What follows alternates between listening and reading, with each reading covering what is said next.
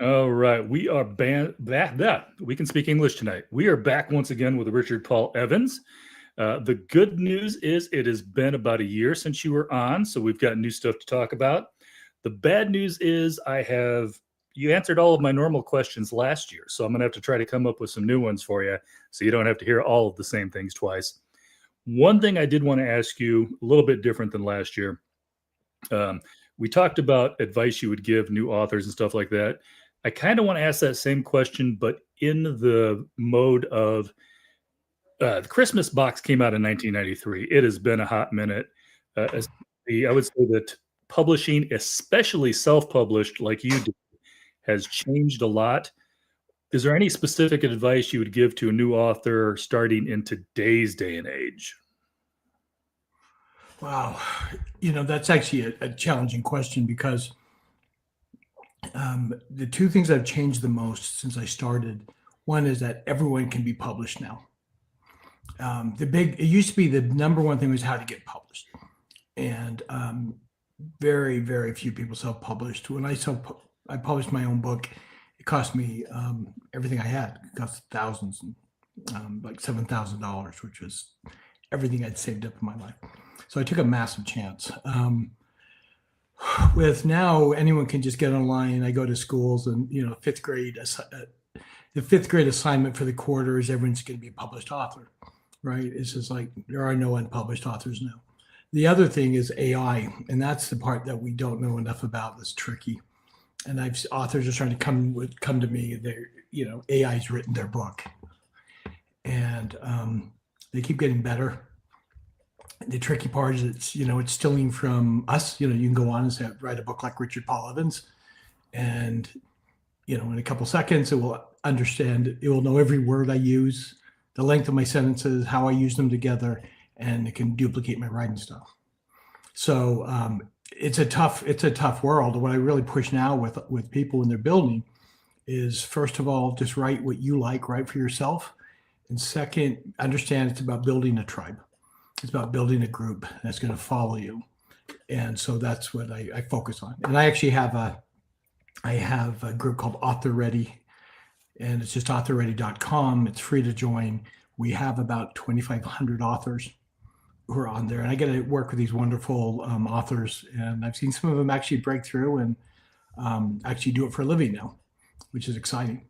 But it's always a challenge. My book just came out last week. And starting again, it's always a challenge. It's like I'll find out tomorrow if I hit the New York Times bestseller list. And if so, that'll be 48 New York Times bestsellers. I have a hard time not seeing it hit the New York Times bestseller list. Real quick, I got Cuban Boy here in the chat. He's a fellow booktuber, just waving to say hi there. Hey. So, hi. Appreciate you stopping in. Other question I had for you, obviously you are very, very big in the Christmas spirit. Obviously, we talked about that last year. You use the word Christmas file in your latest book, and I feel like that describes you to a T. I'm not sure how much, at this point, how much research you did for this book, other than it's just all in your head at this point. But do you ever want to branch out of that into some other stuff and get known for some other books? Or are you perfectly happy being Mr. Christmas, for lack of a better term? Oh, I actually already did that. Kind of been there, done that. Two of my largest selling books. One is the Michael Vey series. So that sold more than 3.5 million copies. It's huge. It's global. It's a #1 New York Times bestseller. So also the Walk series, which I just got another letter today about an Emmy Award-winning producer who wants to create a TV series. And so that sold more than 1 million copies. So I've done that. When I first wrote the Christmas box, I didn't want to get typecast, right? So I immediately start changing. The first 2 books, 3 books I made part of a collection so I could capture some of those millions of Christmas box readers. And then I jumped off the ship for the Locket and started writing books that had nothing to do with the Christmas box or Christmas. And then what happened is my sales were declining. And that happens to most authors anyway, right? They're just, because I started at the top. My first book sold millions of copies. I mean, that's pretty rare. And so it's falling down. And I finally write a book called The Sunflower. and it barely hits the New York Times bestseller list. It actually tied with number 15. So it's 16. It's one of the rare extended lists. And at that point, it's like, I guess I might be done here. So I'll write one more book I have one more book. I'll write a Christmas story. And that was Finding Noel. It absolutely exploded. It went back for 100,000 copies. It was given an A by People Magazine, Entertainment Weekly. It's like people went crazy for it. And I thought, you know what? You dance with who brought you to the dance. So I decided I would write a Christmas story every year. And then I would also, then if I could write something on the side like Michael Vey or the Walk series, I would do that as well. Gotcha. And I do know we talked about Michael Vey last year because it was, again, the last book in the series. I know that's happened twice. Yeah. Real quick, Kai, who I happen to know is a aspiring author in the chat. And my mom telling me I can't give you a hard time, so I need to behave myself. All right. So hi, Tess. The part of that was supposed to kind of be a segue. When I picked up, by the way, shout out to the Bookworm in Omaha. I picked up a copy of your book.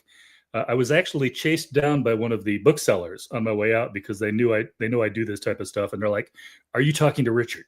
I'm like, "Yes, I'm talking to Richard."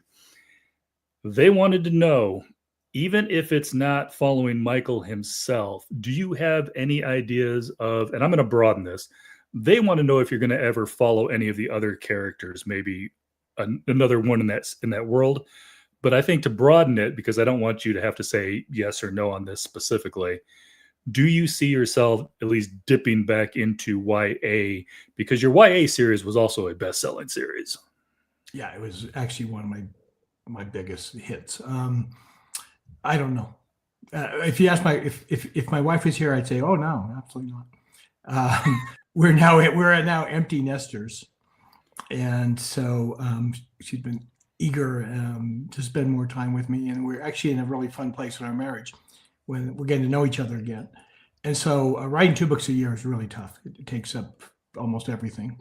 But I've learned to never say never. You know, I thought Michael Vey was done with number 7, and after a year and a half of just sitting on the sidelines and thinking, I really miss this, you know, I came back in the series, for better or for worse. You know, the books didn't do as well as the original Michael. The original 7, you know, ran their course and still run, and still may be a movie or a series.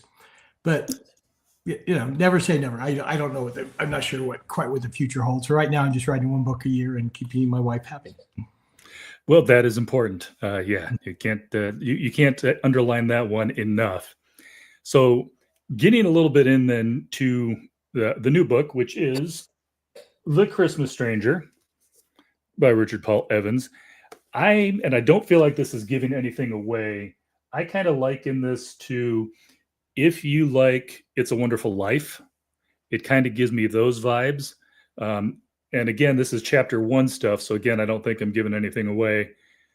Instead of maybe seeing what would happen if Paul, which is the main character, had never been around, he kind of goes the opposite direction. He gets to see what happens if he gets to stay around. This one is forward looking, as to where It's a Wonderful Life was very much backward looking. Did you take a lot of inspiration from It's a Wonderful Life, or was this one kind of your own idea, whole cloth, and I'm just picking up on that vibe and it was nothing you intended? Well, it's interesting because I started with this concept of I wanted to look at the idea of what if do angels exist? Do people do have supernatural experiences? And so that's where it started. I started writing the story at the time. I was going through some of the same things that the character had gone through. I was actually in deep depression when I started it. And so when I wrote the first 4 chapters, a lot of it was a little too real. It was actually when my editor first saw it after 5 months, and she said, "Wow, this has a bit of It's a Wonderful Life in it." And I thought, yeah, it kind of does. So I did a couple nods to it. You know, I have Zuzu's Petals in there. I have a character named Clarence. It was just kind of just for fun. Little Easter eggs that people can find. But no, I didn't look at that story. I didn't. It wasn't until my editor said that And the book was almost done at that point. Then I realized that, oh yeah, it does have some of that. I will tell people, if you like that, but you don't want to reread or rewatch It's a Wonderful Life, it's, again, great story. Like I said, I thought it took that idea and flipped it on its head. Real quick shout out. I know that's a coworker. I haven't seen that. I don't know if I've seen that name before, but just I've seen that picture before, so I know who that is. Also popping in here to keep an eye on things. At least in the ebook, I read the ebook. I haven't had a chance to flip through the physical book yet. I just picked that up today. There was a lot of photos. Were those stuff that you had on hand, or was that stuff that you looked up for to include in the book? No, I wanted a book like here's one. Here's the part of the creche. It fits into the book. The bell on the cover actually is part of the story. I wanted the story to be an experience for people to read it. And a lot of times people think the books I'm writing, they're novels, so they're fictional. Some parts of it are very true. Even some of the stories that I've written that are very real life, like A Christmas Memory was my childhood. I still fictionalize them because I try to make them more interesting. So in part of the experience, I took pictures like of his truck and his dog and things, so that as you go through it, you have the sense that you're with the character and you're understanding who he is. So I don't normally do that, but I just thought in this case it would be fun. And as well as his diary entries. And the response has been terrific. The pre-orders of this book were huge. And the reviews have been remarkable. If you go on Amazon right now, it's the average 4.9 out of 5 stars. And that's really, and even Goodreads, and they're pretty snarky on Goodreads. It's 4.8 stars out of 5, and which is my highest. So people started immediately posting. I remember going down Amazon reviews, and someone said, "This is my favorite Richard Paul Evans book." And then someone said, "This is my favorite book I've read this year." And then someone, up the ante, they said, "This is my favorite book I've ever read." Nice. The best book I've ever read. So people's response has been just really terrific. They really like the book. And, I hope everyone likes every book I write. I work just as hard on every book, but sometimes the magic happens. And, you see, actors and directors, they have the same experience. They might produce different movies, but every now and then they hit something that becomes iconic. And it's not because they didn't try to make everything iconic, but sometimes things just hit. So this seems to be a story that's hitting with people. They're relating to it. I had a man come to a book signing. We sold out of books shortly into the signing. And he came, but he was literally shaking. And he said, "I can't even tell you what this book has done to me and how it's transformed me." And he started crying, this man. He was embarrassed. He's kind of a manly man. He goes, "This thing, I can't tell you, it was like God wrote through you to get these messages to me." And so I'm getting these profound experiences because I think the book does deal with some really profound things. Why we live, the purpose of life, where we're going, and some deeper things, especially when, in the case of this book, the main character has lost what he loves most. Oh, yeah. He's lost his real true love, his first real love. And in losing her, it's like he doesn't know why he would still live. No, I get that. I usually, despite what my mom might think, I'm not usually a jerk to writers, but I also don't blow smoke either. I liked Christmas in Bethel. I loved The Christmas Stranger. Even the parts that, even sometimes I would catch something like, not right away, but like right before you'd give it away. And I was like, oh, I know what's coming here. And it would still hit me in the feels, which is, to me, is a pretty good writer. I don't cry a lot, but there was a couple of parts where I was like, okay, I might need a tissue. We're getting close here. There's a couple of spots that were, you did get me. I won't give it away. I won't get, because this is at the end. You did get me on one thing though. There's something that happens at the very, very end that I won't say out loud that I did not see coming, to the point that when I got to the end and you said something, I'm like, wait, what? And I had to go back and reread it. I'm like, oh, that's what happened. So yeah. And if you don't know what that is, we can talk about it afterwards offline, but yeah, you got at least one that you zoomed past me. Yeah, there's some twists in here. In fact, out of the thousands of people who've read it, I haven't had anyone write and say I saw that coming. One reviewer said, "Hey, this book was perfectly predictable until it wasn't."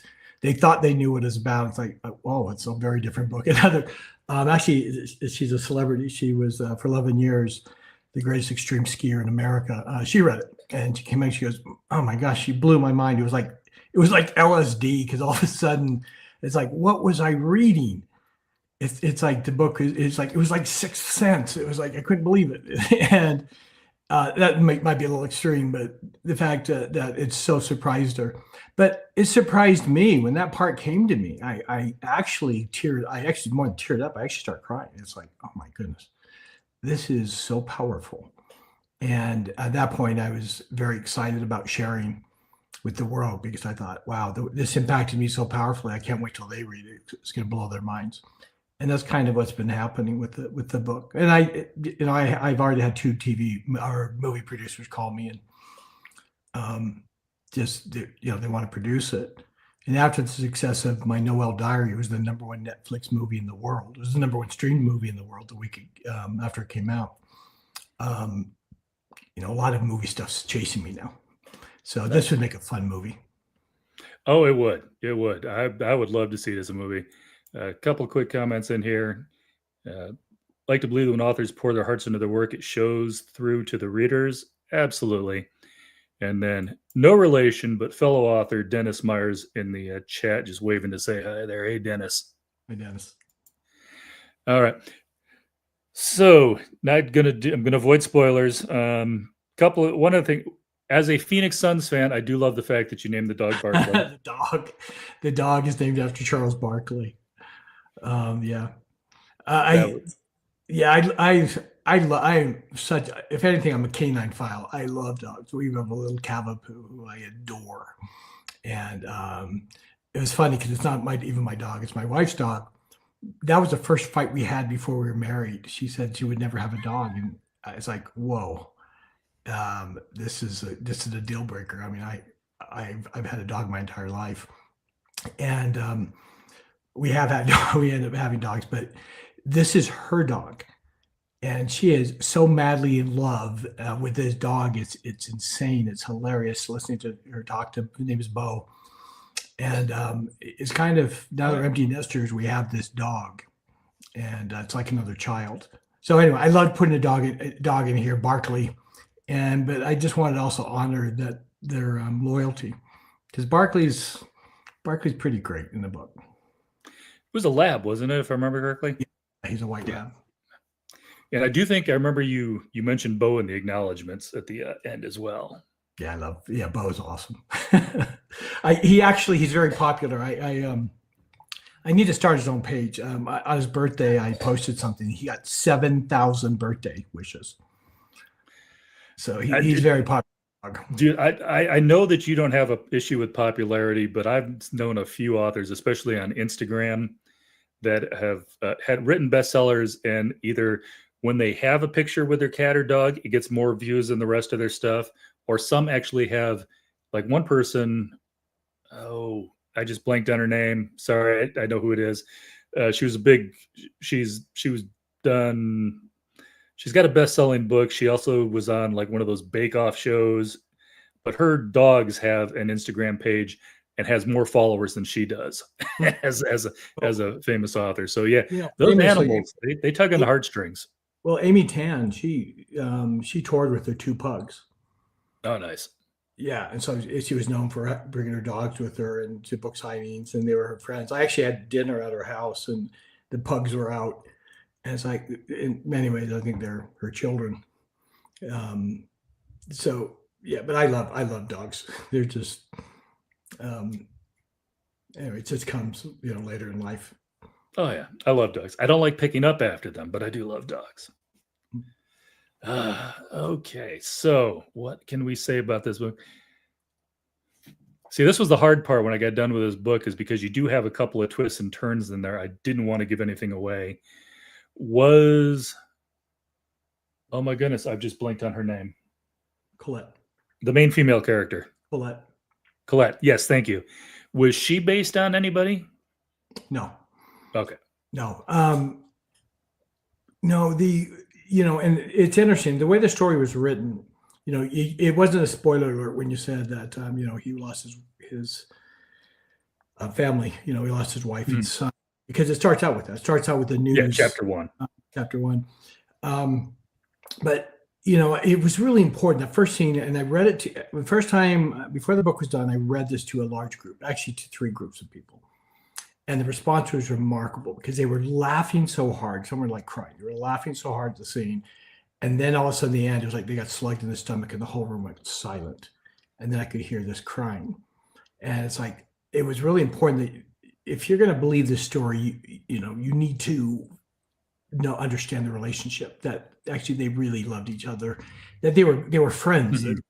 they got along well, and they had this sense of humor that was really delicious between them, and really a lot of fun.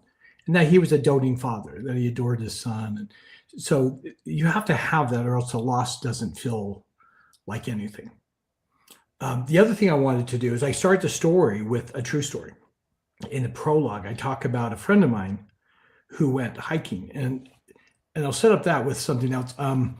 When my nephew was 4 years old, okay, he's a 4-year-old boy, my in-laws go camping, and he wanders off.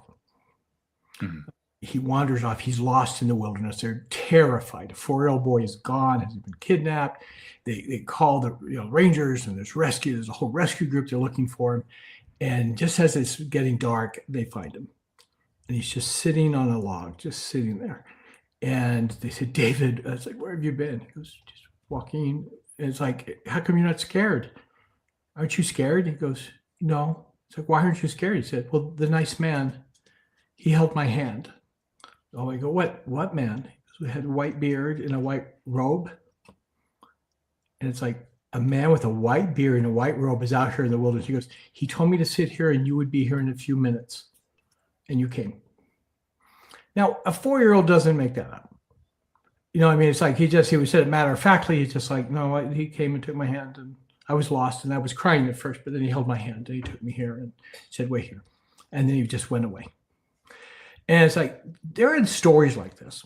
So the book starts in the prologue with the story of a friend of mine. He was in a bad place. He had been seriously mugged. He left for dead. Okay, these guys mugged him. They just about killed him. One had a machete, and they were able to save his life, but his mind was just wrecked. After that, he hated the world. And he finally decided it's not worth living. And he decided, well, before I kill myself, I'm going to go for a walk. So he decided, it's like, I'm going to do something profound. I'm going to walk the Appalachian Trail. And just kind of a bucket list thing. I'll be done, and then I can end my life. So he's walking, and it's a 5-month walk. This is a long walk, and he's on the top of a mountain, and they're sitting on a stone. He gets up there. He hasn't seen anyone all day. On the stone is an old man. Now, this old man is like, how did you even get up here? Right? He didn't have enough water. It's like, how did you walk to the top of this mountain? And he's just sitting there, and the guy looks at him. He starts talking to him. And he said, would you like a Snickers bar? Because you have a Snickers bar. He goes, oh, yeah. And he gives him a Snickers bar. And this is my friend's favorite candy bar. And then my friend's about to go, just very curious about this man. And the man goes, just a moment, young man. He goes, they tried to kill you. Okay, but they couldn't. You have more to live. You have people depending on you. Your life is more important than you know. And he's just stunned. He doesn't know what to say. And he goes, well, thanks for the candy bar. He turns and he realized, wait a second, how did this guy know? The guy had mentioned Colorado, where he's from. I go, how do you know it's from Colorado? He turns around and there's no one there. Now, this is an open peak. There's no place this old man could have gone. He wouldn't even be able to walk fast. He had a walking stick, and he's just gone. And it goes up there. And it's like, am I making this up? Have I lost my mind? It's like, there's no one here. I just had a conversation. And then he reaches in his pocket, and there's a Snickers bar. And it's like, okay, who was that? And how did he know? I mean, something happened here. And you can believe him or not. It's like, but what I do believe is that he believes this, because he's not, he's a pretty solid guy. He's someone I would believe. And so, I wanted to explore that in this book, or people having experiences like this. And have you ever wondered if someone you talk to, like in the biblical book of Hebrews, said, some have entertained angels unawares.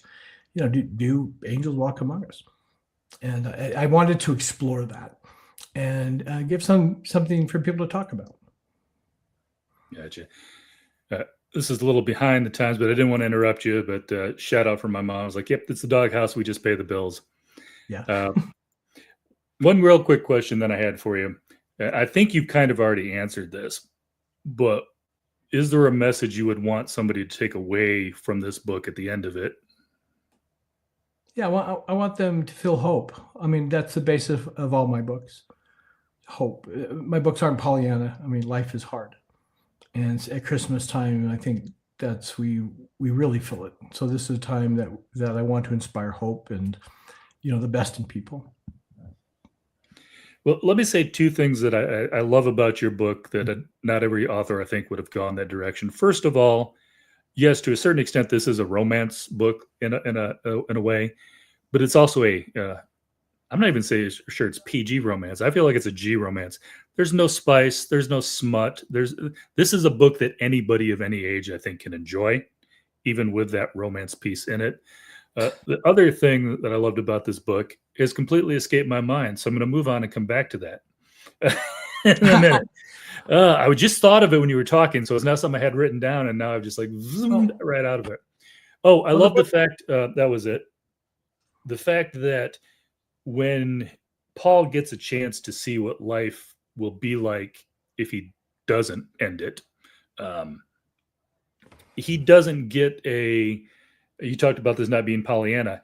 He doesn't get a whitewashed life. Everything's perfect. If you just stick around, everything's going to be great. No, he still has to go through trials and tribulations.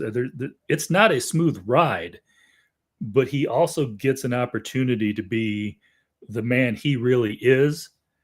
And I feel like, he's a good man. He wants to do the right things. That doesn't always mean that the right things are going to be easy. You give him a path, but it's still a path that, it's a hard walk. It's a hard life, just like the rest of us. So I think that underlines the fact you want people to have hope. Remember that hope doesn't come with ease necessarily, but it's worth it. Yeah, Gabriel, what he tells him, he goes, I don't know if he's trying to make my life worse. Is what he's trying to show me. It's like, it's certainly not going better that I can see. He says, the path you're going to be on isn't one you would choose. Mm-hmm. The path I'm going to show you isn't one you would choose, but it's the path you need. And so that's part of the journey. I mean, the book's part mystery, it's part romance, and it's part inspiration, which I think is why it's doing so well. Why people are connecting to it and enjoying it. I think more authors need to realize that, again, like I said, I only consider it partly romance, but you can write romance in such a way without going over the line, and people will still love it. People will buy it. It will still be a bestseller. But that's just me. Anytime I've tried to veer too far into romance, it gets a little too spicy for my feels sometimes. The most powerful sexual organ is the brain. Yep. And so there's an intensity to the romance and something that people are very hungry for, which sex actually would be a letdown. So there's an intensity to the romance, and people are definitely feeling it. And women ask me how I understand this so well of them. I've been accused of being a woman writing as a man, and how do you get that? And or I have the luckiest wife on the planet. She might disagree, but but the reality is, it's like it's almost like in this case, whether the sex or not, it's like it's superfluous to what the story is, and it's not driving the story, and that's what's important about it. So I never sat down. I mean, I've never sat down to write a G-rated book. I don't think I could. But the romance is actually just, I think, appropriate. Yep. And directed. I think it's powerful. So, and I've read books that had sex in it that were like boring. Yeah. okay, this is boring, it's poorly written. It's almost like a comedian who uses the F word all the time because he has no imagination. And, some of the greatest comics are like Nate Bargatze, amazing. He's cool. Oh yeah, love Nate. Yeah, he's hilarious. So yeah, he's the first comedian that my wife and actually ever paid to go see was when Nate was in Omaha. And he's still hilarious. Even if you've seen his jokes before, he's still hilarious. Half the time I'm laughing at the people around me laughing at his jokes. So it's, but yeah, I love that. Also, never mind. I've lost my train of thought again. I got sidetracked on Nate Bargatze. Apologize for that. Is there anything that you would want to tell somebody about the book? Because again, I'm trying to avoid spoilers. The thing I was going to mention is I love the fact that by the things that he has to deal with while difficult, basically you've written a character whose difficulties in life up to this point have made him the perfect person to help other people going through the same thing. And you also kind of surround him with the characters that he needs in his life who can understand what he's been through as well. So I feel like that was a perfect storm of emotions, of, backstory, tragic backstory to, what's going on in your future. Love that. But is there anything about this book, again, I'm trying to avoid spoilers, that you would like to talk about that we didn't mention yet? Yeah. The philosopher Soren Kierkegaard said that life is understood looking backwards, but it must be lived moving forward. And, I can see that in my own life. I look back and especially with the rise of, my first book, The Christmas Box, everything happened. It wasn't the path I chose. It was the path it needed to have to become the biggest book in the world. And so I look back and I think all of us can look back and say, wow, this is what happened. And maybe this is why it happened, that chance meeting and things like that. And so this book really is about that. It's about the path, and you see all these threads that are interwoven. So tapestry is a big word in this book. And Gabriel keeps talking to him about tapestry. It's like, it might seem like a simple, fragile thread, but it's part of a bigger tapestry. And, God is the master of the loom. He's creating this amazing picture. And that's what I'd want people to look at and examine their own lives and see who they are. I've always loved it too, because I've heard that one before where, the idea of that God's above weaving a tapestry and we see it from below. The back side of a tapestry does not look like what you see on the front side. So sometimes you don't understand what the big picture is. Yeah. Yeah, that's really what the book's about. All right.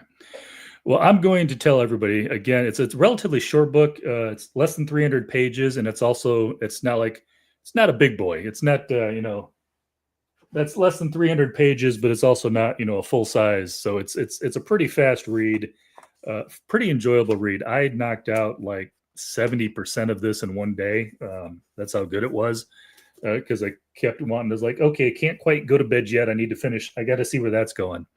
Definitely pick this up. It's going to be a great read for the holidays. It's a great read for any time of year, but let's face it, on Richard's schedule, this is always dropping in time for Christmas. So that's all I'm saying. If you're looking for a Christmas story, and not even a Christmas story, but also a Christmas gift, this is the one. So I want to wrap up with a few quick questions. Asked anybody who wanted to know what his supervillain origin story was, go back and watch last year's interview we had. He's already answered that. But a couple of questions from last year that will have changed. What are you reading right now, if anything? I'm actually reading Walter Isaacson's book on Elon Musk. Oh, gotcha. Yeah. I don't know what to categorize that under right now, to be honest with you. We'll leave that one alone. Biography. Yeah, biography. So. Yeah. Also, anything new going on in your life that you want to talk about? I know you're not an overly sharing guy, so no is a perfectly acceptable answer. But if you had any big news you wanted to share, or one thing, we're moving into the 30-year anniversary of the Christmas Box House. This is a charity my wife and I started 30 years ago with the first book, The Christmas Box. We built a shelter for abused and neglected children. That has expanded much bigger than I ever thought it would be. We've helped more than 175,000 children since we started. So next year we'll pass 200,000 children. So next year is a very important year. And, as I get a little bit older, it's like you look at what your life's been about. And next year will be the year that I try to solidify that organization so it can last forever without me, and continue on helping children who are in a horrible place. Gotcha. And I know I had links on last year's interview. I'll make sure I get a copy for your charity. I'll get that in this one too when we're done. Kai, real quick, wanted to thank you for writing to bring hope. You're very welcome. Love that. And then I know you're only dropping like one book a year. Are you currently working on next year's book, or do you have any ideas what you're doing next? No idea. No. Right, that's fine. Yeah, I will. I know I can't. That's not absolutely right. I'm working on next year's book and have some ideas. So, but I haven't solidified them yet. Certainly not enough to talk about yet. That is, like I say, the one nice thing about when you're planning on only writing one book a year is you've got that chance to kind of take a breather, take a break. I talk to a lot of authors who write multiple books a year, and by the time I'm talking to them about book A, they're on book C trying to remember what the heck they wrote back on book A. It's like, did I write that? I don't remember. Yeah. All right. Another thank you for writing the book. Looking forward to reading it. Well, I hope you enjoy it, Joyce. Oh, man. So then let's go ahead and wrap it up then. You know what? One question I've been thinking about asking authors, and this is new for you. You're the first one I'm going to ask this to. If you had to pick, and we're going to say, even though my mom already knows, she's going to say it's supposed to be the Bible. So we're going to take that one off the list.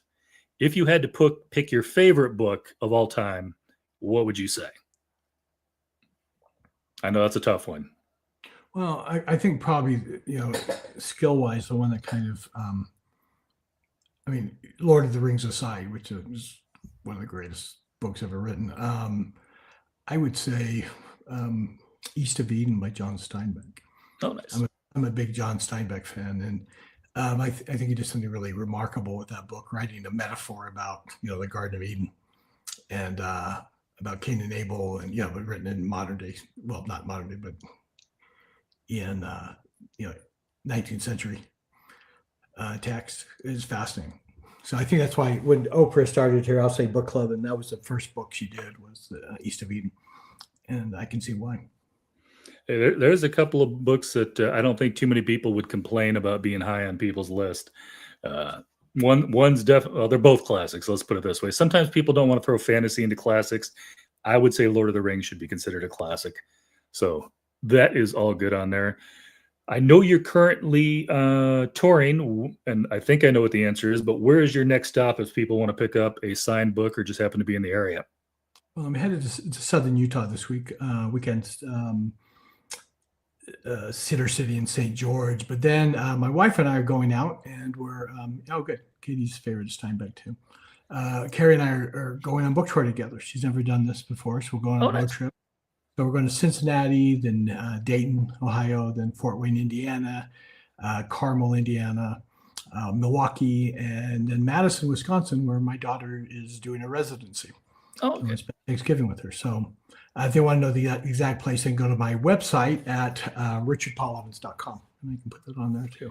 Which I will also make sure is down in the link below. A lot of these I'll just be able to copy from last year's interview.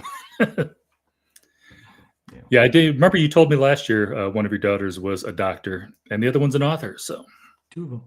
Two are doctors. Yeah. One is one's an international best-selling author, and then next is actually does hair design, assists one of the biggest designers in the world. Clients are Nicole Kidman and Charlize Theron and Elizabeth Banks. I mean, it's kind of amazing. It must really suck having such low-achieving children. I had someone ask me, it's like, how come, it was actually one of my siblings. It's like, how come your kids are also high achieving? And it's like, I have no idea. I don't know. It's like, we're not like really strict parents. We don't like push them. Maybe they just saw potential. Yeah. The example definitely helps. So No complaints on there. Had a few comments. I don't see a lot of questions in the chat. Oh, and I see Richard's got some links in here. I think I already had some of these, but I will definitely make sure these links, sorry, that was in a private chat. I will make sure those links get into the description below as always, as well as a link to his books as well. All right. So I think we're probably, I know it's a little short, but again, so many of my normal questions you answered last year, and I didn't want you to have to go through all the same answers again this year. Nope, we're good. Always appreciate you having on. I have not read a bad Richard Paul Evans book yet. I don't see it happening anytime soon. So everybody go out and check out Richard. Definitely pick up his latest book. I gave it 5 stars, and I gave it 5 stars before I told him I gave it 5 stars. So he didn't know because I doubt he's following my Goodreads. But this one was absolutely worth it. Love the book. Thank you. Thank you. And thank your wife for giving you up for the night again. She's upstairs making pies with all the women in our family. Oh, gotcha. It's pie night, so to get ready for the holidays. She makes great. Is that aroma wafting its way down, tempting you while you're sitting here talking? Yeah, they're in the dough phase, I think. So. Oh, okay. Yeah, it'll get there. So yeah. So thank you. Right. Yep. We got a couple of quick thank yous. Just share that out there. And like I said, I don't have them on there yet because some of the questions, like what was his favorite book or what he's reading now, I didn't know yet. But those will all be in the links down below by the end of tonight. So again, Richard, thank you for your time. Appreciate you. Always fun. And we're looking forward to what you have out next year. Thank you. Take care.